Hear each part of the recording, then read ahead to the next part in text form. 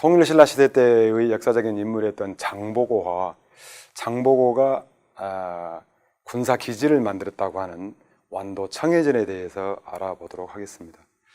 장보고는 신라에서 태어나서 중국에 가서 활동을 하다가 다시 신라에 돌아와서 여러 가지 행적을 남겼던 분입니다.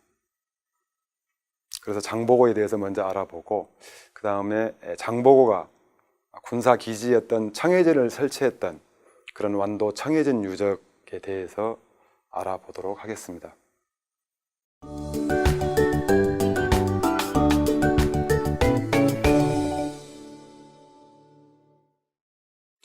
자, 바로 이 그림이 청해전의 본영으로 알려져 있는 완도에 있는 장도, 일명 장군섬이라고 그러죠.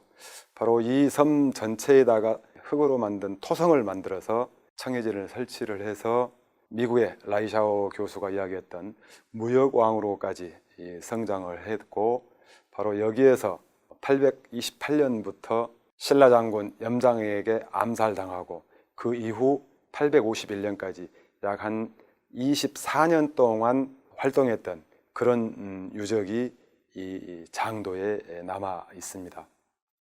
장보고는 신라 사람이었지만은 태어나서 중국에 가서 활동을 하면서 중국에서 무인으로 성장을 했습니다. 그래서 우리나라 기록에는 본래적인 기록은 없고 이 장보고 역시 중국 기록에 있단 말이죠. 바로 당나라 말기에 시인으로 유명한 두목이라는 분이 있어요. 803년에 태어나서 852년에 사망을 했는데요. 이 두목이 남긴 문집이 번천문집입니다. 여기에 장보고하고 신라 또 청년 중에 정년이라고 하는 분이 있어요. 그래서 장보고, 정년 두 사람의 전기가 실려 있는 그런 부분이 있습니다. 여기에서 장보고에 대한 이야기가 나와서 이 이야기가 삼국사기와 삼국유사에 덧붙여서 나오고 있습니다. 그 다음에 이 장보고 때문에 일본에서 신라에 왔다가 신라에서 다시 당나라에 가고, 역으로 당에서 살다가 다시 장보고 선단에 의해서 일본까지 무사히 갈 수 있었던 일본의 스님이 있었는데, 원인 엔닌이라고 하는 분이죠. 일본에 돌아가서 자각대사가 됩니다. 그러면서 장보고에게 입었던 그런 그 은혜가 태산과 같았다. 그래서 장보고에게 여러 차례 편지를 보낸 그런 문헌입니다. 그리고 여기서 엔닌이 장보고를 적산명신 신라신이다 이렇게 이야기를 하고 있습니다. 자, 당의 저명한 시인이었던 두목은 번천문집에 있다고 그랬잖아요. 그 내용을 소개하면 다음과 같습니다. 신라 사람 장보고와 정년이라고 하는 사람은 신라로부터 당나라 서주, 오늘날 강소성 북부에 있는 도시입니다. 이곳에 와가지고 군중소장, 우리나라로 보면은 연대장 혹은 대대장급 정도 됐을 거라고 추정이 됩니다. 이 군중소장이 되었다고 그래요. 당시 장보고는 30살이었습니다. 정년은 그보다 10살 아래인 20세였습니다. 그래서 정년이 장보고를 형으로 불렀다고 이렇게 합니다. 이 두 사람은 모두 싸움을 잘하여 말 타고 창을 휘둘렀는데, 그들의 본국 그 신라하고 당나라 서주에서 능히 이 두 사람을 대적할 사람이 없었다 이렇게 기록을 하고 있습니다. 그 다음에 정년은 바닷속에 들어가 땅을 밟을 수 있었고 50리를 헤엄쳐도 숨이 막히지 않았다 이렇게 해서 아주 물하고 밀접, 아주 물에서 뛰어난 실력을 발휘했다 이렇게 되어 있습니다. 이 두 사람은 서로 용감함과 건장함을 겨루었는데 장보고가 다소 정년에게 미치지 못하였다고 합니다. 장보고는 나이가 위라는 이유로 10살, 정년은 무예가 앞선다는 이유로 이 둘은 항상 다투면서 서로 아래에 있지 않으려고 했다고 합니다. 후에 장보고는 신라로 돌아갔습니다. 신라에 돌아가서 당시의 왕이었던 해강왕에게 다음과 같이 여쭙습니다. 지금 당나라 곳곳에 신라 사람이 노비가 되어 있습니다. 청해라고 하는 곳에다가 군사 기지를 설치를 해가지고 이 신라 사람들을 잡아다가 노비를 삼는 이 해적들, 이런 사람들을 다 해체해야 되겠다. 그런 것을 하려면 청해에 진을 설치해야 된다 하고 했습니다.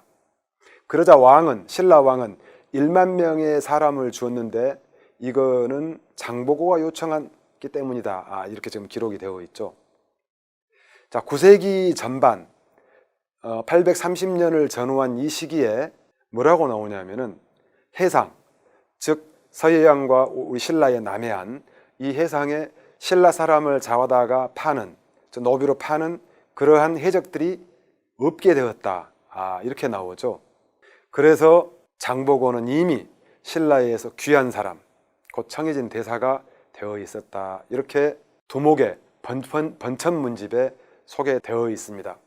이어서 보면은 정년은 장보고가 떠나자 군대에서 나와가지고 있었는데 이제 관인이 아니기 때문에 정년이 굶주림과 추위에 허덕이고 있었다고 그래요. 그래서 어느 날 그때 자기가 알고 있던 군 지휘자였던 풍은구라고 하는 사람을 찾아가서 정년이 신라로 돌아가 장보고의 몸을 맡기고 싶다 이렇게 이야기를 했다고 그래요.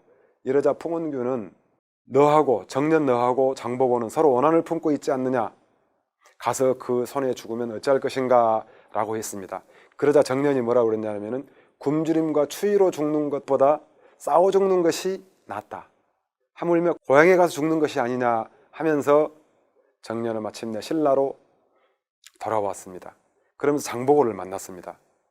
장보고가 잔치를 베풀어 가지고 지극히 대접을 했다고 그래요.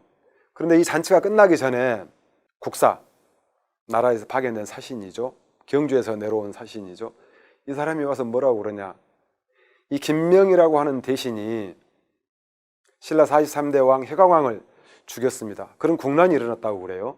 그래서 이 김명은 44대 민효왕이 됩니다. 장보고가 이 사실을 알고 마침내 병사 5,000명을 정년에게 주고 정년을 붙잡고 울면서 정년 너가 아니면은 이 엄청난 난을 능히 누가 평정할 수가 없다, 이렇게 말하면서 정년에게 경주에 이르러 반란을 일으킨 자, 즉 김명이죠, 민해왕이죠.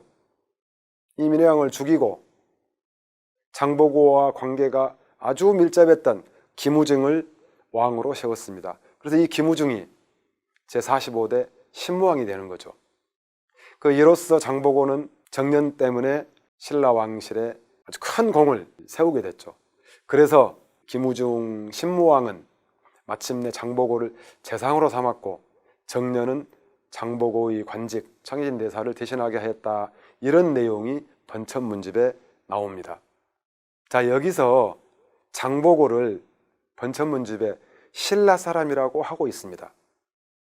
현재 장보고의 유적이 있는 중국 산동성 법화원에 가보면은 안내 책자를 팔고 있습니다. 그 첫마디에 장보고의 아버지는 중국인이다 이렇게 하면서 현재 산동성에 있는 장보고 유적을 대대적으로 크게 복원을 했습니다.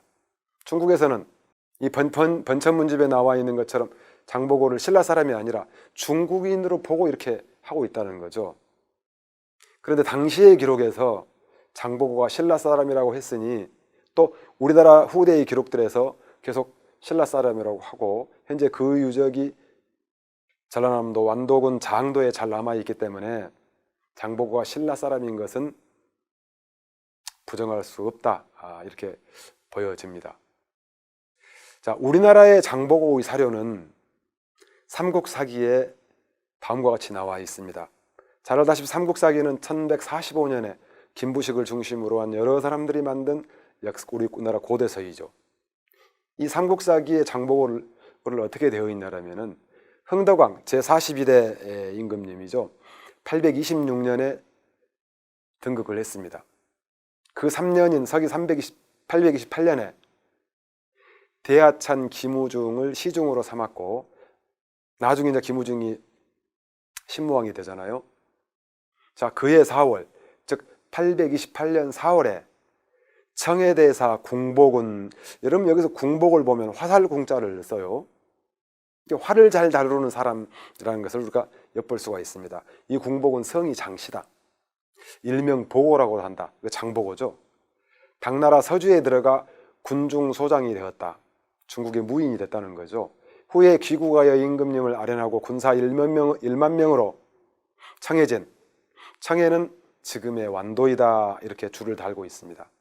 청해진을 지키게 되었다, 이렇게 삼국사기에는 기록이 되어 있죠. 삼국유사에는 더 구체적으로 기록이 되어 있습니다. 신무대왕 김우중이죠. 염장, 그 당시에 장군입니다. 신라 장군. 궁파. 자, 여기서는 궁복이라고 하니까 또 궁파라고 나와요. 여기도 화살궁자를 씁니다. 이런 걸 보면 장보고는 활을 잘 다룰 줄 아는 사람이었다라고 하는 것을 짐작을 해볼 수 있는데요. 이 삼국유사 내용을 보면은 신라 제45대 신무대왕 김우징이었죠. 신무대왕이 아직 왕이 되기 전 김우중이라는 신분대였죠. 의협심이 강했던 궁파에게 말했습니다.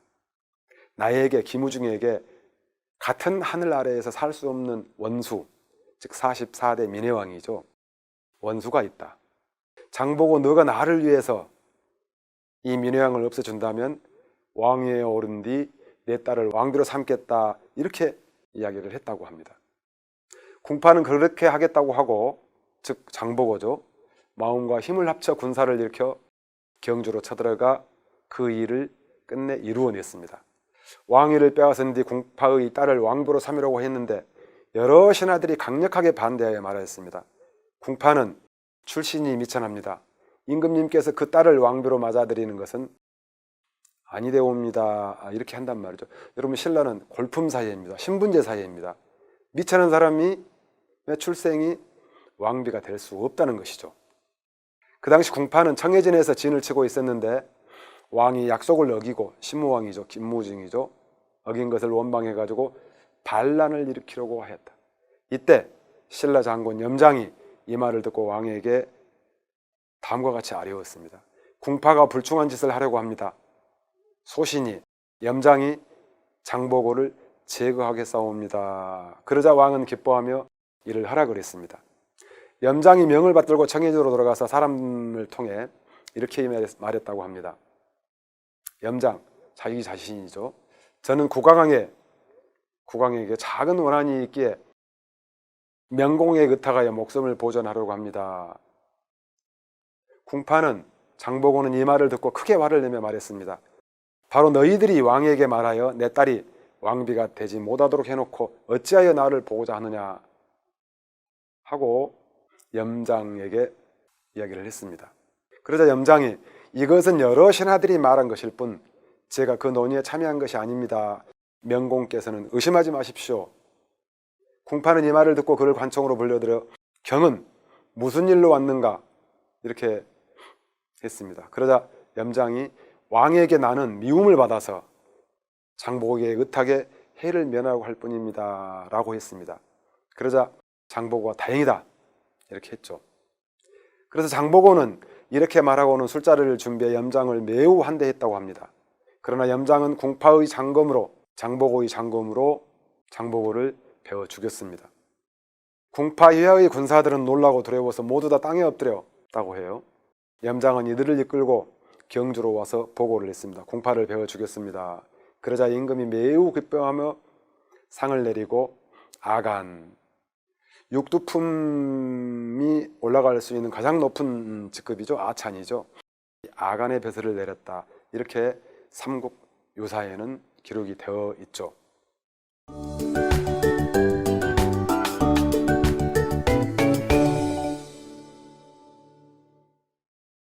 우리나라 기록인 삼국사기와 삼국유사에 궁복, 궁파 이렇게 나오는 걸로 보아서 장보고는 활을 잘 쏘았다. 지금 그림에서 보이는 것처럼 활을 잘 쏘는 사람이 있다. 그래서 이 궁복, 궁파는 활보 혹은 활바라고 하는 우리말을 한자어로 표기한 것이 아닌가 싶고요. 이 그림에서 보이는 것처럼 한 소녀가 다이빙을 하고 있습니다. 정년을 가리키는 그런 그림이죠. 자, 장보고는 완도, 오늘날 장도, 장군수임이라고 하는 곳에 성곽을 만들었습니다. 그런데 이 성곽 바로 앞에 목책열이 나왔어요. 지금 그림에서 보는 것처럼 배를 잘 댈 수 있고 안전하게 또 성으로 잘 갈 수 있는 그런 통로 역할을 한 것을 만들었다는 거죠. 그리고 그 위에 성곽을 만들고 장보고의 청해진이 만들어졌던 것입니다. 이 청해진 설치는 서기 828년이라고 삼국사기에 나옵니다. 당나라 해적들이 신라의 변방민을 잡아다가 노비로 팔거나 분탕질을 일삼는 것을 막기 위해서 신라 흥덕왕 3년 서기 828년에 설치한 군사기지였죠. 이 기지를 중심으로 해서 장보고는 동아시아 해상무역의 제왕이 되는 겁니다. 당시 당나라는 비단직물, 의복, 차, 서화, 도자기, 금은세공품 등을 여러 나라에 수출을 했습니다. 신라는 금은, 과하마, 인삼, 해표피 이런 것들을 중심으로 해서 또 무역을 교역을 했죠. 일본은 명주, 솜, 실, 금 이런 물품들을 가지고 교역을 했습니다. 자, 미국 하버드 대학의 일본사 교수를 역임했던 라이샤오, 아주 유명한 분이죠. 이분이 해상 왕국의 지배자였던 장보고를 보고 뭐라고 표현을 했냐? 무역왕 이렇게 표현을 했죠. 따라서 정해진의 군진을 만들어 놓고 해적들을 제압을 하면서 우리 동북아의 무역기지 역할까지 함께 했던 것으로 보여집니다. 자, 아까 기록에 나온 것처럼 장보고는 염장에게 피살이 됐습니다. 841년이죠. 그렇다고 하면은 828년이니까 한 14년 정도 장보고가 청해진에서 활동을 했던 기간입니다. 그리고 염장에게 암살당한 후 염장은 10여 년간 청해진을 통치를 했습니다. 따라서 현재 지금 완도 장도에 남아있는 이 청해진이라고 하는 이 수군 기지는 약 한 24년 정도 운영이 되었던 것으로 보고 있습니다. 장보고가 염장애가 암살되자 10년간 더 청해진이 활동을 했는데 이 장보고 자녀 세력들을 이 지역, 토착 세력 지역과 분리를 하기 위해서 이 완도에 살고 있던 청해진과 그 주변에 있던 그 주민들을 강제로 전라북도 김제 벽골군으로 이주를 시켰다고 해요. 그러면서 청해진은 완전히 와해가 돼버렸죠. 따라서 청해진 역시 역사의 무대에서 이제 그 자취를 감추고 말았습니다. 자, 청해진의 위치인데요. 지금 해남 대흥사가 있는 두륜산에서 밑에 내려오면은 완도로 들어가는 이 완도대교가 있습니다. 그 해 뜨는 쪽 오른쪽을 따라서 쭉 완도군청 쪽으로 가면은 완도군청의 몸밑에서 장도가 있습니다. 완도군 장자리에 장도가 있고 거기서 완도군청 쪽으로 오면은 장보고 기념관이 있고 다시 또 군청 쪽으로 더 오면은 그 높은 곳에 장보고 현재 동상이 세워져 있죠. 바로 그 밑에는 지금 현재 완도읍이 조성되어 있는데 그 읍이 바로 한뜰 대평입니다. 이 장보고 군사들이 훈련했던 그런 연병장 훈련장 이런 것으로 보여주고 바로 이곳에서 배등등이가 있는데 배를 만들고 수리하고 그래서 이 저항자리, 대야리, 죽청리 이 일대가 장보고와 관련된 혹은 청해진과 관련된 유적들이다 이렇게 지금 볼 수가 있습니다. 조선 후기에 가장 잘 만들었다고 하는 지도가 김종호의 대동여지도입니다. 1861년에 만들었죠. 이 대동여지도는 김종호가 직접 발로 뛰면서 그렇기 때문에 정확성이 있다고들 이야기를 합니다. 자, 이 지도에서 보는 것처럼 신라 청해진이 오늘날 장도에 있는 것이 아니라 완도의 밑쪽에서 서쪽으로 좀 치우친 곳에 있습니다. 그 다음에 당시에 장보고 당시에 이제 법화사라고 하는 절이 있었다고 그러잖아요. 근데 이거는 이제 법화암으로 표현이 됐고 법화암은 장도하고 좀 가까운 곳에 있습니다. 근데 신라 청해진이 현재 장도하고 조금 떨어진 곳에 있는 것이 특이합니다. 앞으로 이런 부분들을 조사를 더 해봐야 되지 않을까 싶습니다. 자, 장도는 현재 완도 청해진 유적으로 사적 제308호로 지정되어 있는데 여러 차례에 걸쳐서 국가에서 발굴을 했습니다. 그래서 현재 지금 토성의 길이가 약 한 890m 정도 되고 이 섬의 전체 면적이 약 한 38,000평 정도 되어 있는데요. 여기서는 치라든가 고대라든가 문지라든가 이런 유적하고 또 여러 가지 건물지, 폐화무지, 배수로, 매남유구 많은 것들이 조사가 됐는데 보겠습니다. 지금 이 도면은 장도에 있는 토성인데 이게 이제 890m라고 하는 것이고요. 그 앞으로 까만 것이 쭉 이렇게 있습니다. 이게 300m가 넘는데요. 여기 약간 목책열이 나왔습니다. 여기에 이제 그 목책을 중심으로 해서 그 편편하게 만들어서 장도로 쉽게 들어갈 수 있는 그런 유구로 보여지죠. 자, 여기 지금 발굴을 해보니까 토성인데요. 밑에 이렇게 그 석축 기단 성렬이 쭉 보이죠. 이렇게 통일신라 시대 때에는 이 흙이 더 이상 밖으로 나가지 않게 발달된 기법입니다. 이렇게 돌멩이로 성렬을 놓고 그 위에다 이렇게 쌓았는데 여기 지금 성벽 판축 상태라고 하는 그림이 있습니다. 우리 시루떡처럼 켜켜 이렇게 다져서 이렇게 한단 말이죠. 이래야만이 이런 판축 기법을 통해서 토성을 만들어야만이 성곽이 굉장히 단단합니다. 그 당시에 만들어졌던 성곽을 지금 잘 정비해 놓는 그런 모습입니다. 발굴에서 나왔던 여러 가지 건물지들입니다. 상면만 보이는 이 부분, 이 태풍 때에 이것이 나왔어요. 그래서 발굴을 하게 됐더니 이렇게 기둥을 세웠다는 것이 조사가 됐죠. 자, 여기서 여러분들 여기 지금 보는 것처럼, 그림에 보이는 것처럼 도자기가 나왔습니다. 청자입니다. 이쪽은 백자고요. 그런데 우리 고려 청자처럼 하늘색, 피치색이 아니라 약간 누런색이 띈 것들입니다. 이건 우리 청자가 아니고 중국 청자란 말이죠. 중국 월주라고 하는 곳에서 제작돼 가지고 신라로 오고 또 이것이 교역선을 타고 일본까지 가서 일본에서도 똑같은 이런 중국 청자들이 출토가 되고 있습니다. 아직까지는 장보고 활동할 때까지는 우리나라에서 청자가 제작되지 않았다. 중국 것을 갖다가 사용을 했다. 이런 것을 알려줄 수 있는데요. 이 그림에서 보는 것처럼 이 청자가 닿는 접지면 이렇게 좀 둥글죠. 이걸 해무리굽이라고 그러는데요. 이게 우리나라 초기 청자이며 장보고 활동했을 때의 교역품으로 신라에 왔던 그런 것들이죠. 이런 청자들은 장보고 유적뿐만 아니라 광양의 마루산성, 광양의 옥룡사 이런 곳에서도 나오고 있습니다. 자, 장보고 유적 발굴을 했던 건물지에서 썼던 기와들입니다. 당시에 우리는 신라는 자기를 못 만들었기 때문에 이런 그릇을 썼단 말이죠.